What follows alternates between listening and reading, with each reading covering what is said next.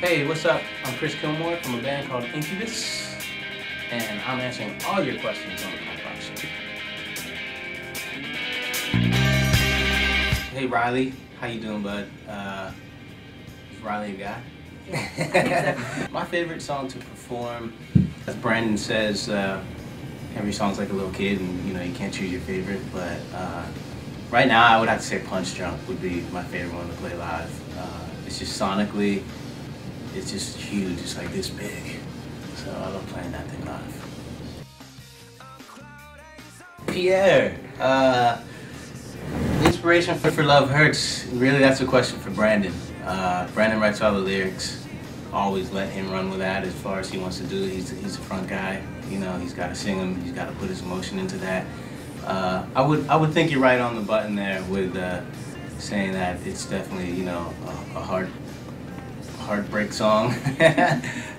As far as the music's concerned, it's definitely, you know, one of those love ballads that is you know, big.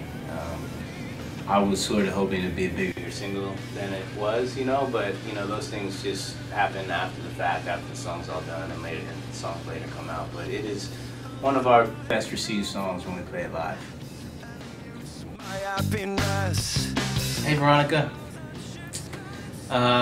your question is, are there any artists that have changed the way I see music? And absolutely. The whole reason why I got into DJing was because of Jazzy Jeff.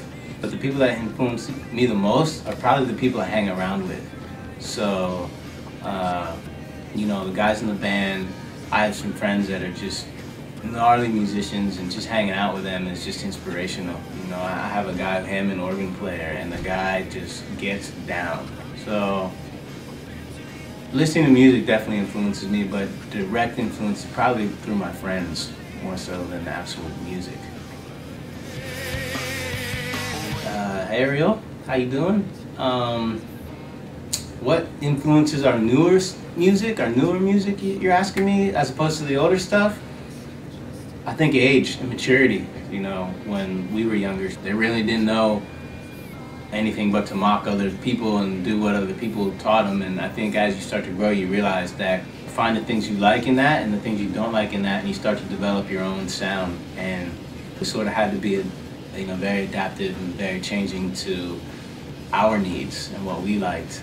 And I'm super grateful that you guys appreciate that and came along the journey with us. And I think that's really just the basic answer, is that we got older and the music got more mature, and we started to figure out what we liked a little bit more and what we didn't like even more so, because we're still expanding, you know, and if we don't direct that expansion, it just goes. We do direct what we don't want to do, if that makes sense. I would love to go to South Africa. I hope we get to do a tour there sometime. I think in the past we had one scheduled and it just didn't fit in with the rest of the world tour. We couldn't go there. That's a far place to go for one show, so hopefully we'll get there someday. I know that we've had Drive and maybe even a couple other singles be #1 hits there, so you know, we're looking forward to go there, hopefully, you know, sooner than later. Okay, you guys are gonna have a new album soon. I'll tell you that right now. We are jonesing to write new music. We're on tour right now, and that's probably slowing the process up a little bit, but we do have a Pro Tools rig out with us, and we're gonna start recording our deals to sound check, and there's even talk that we might write a whole record while we're on tour. Listen, I know we all want to write a record, and the sooner the better.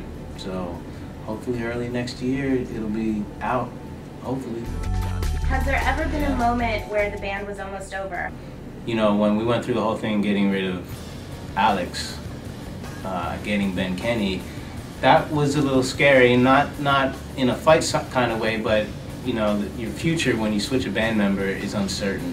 You don't know how it's going to affect the music, you don't know if it's going to get better, if it's going to get worse or what. And we just sort of pushed through that.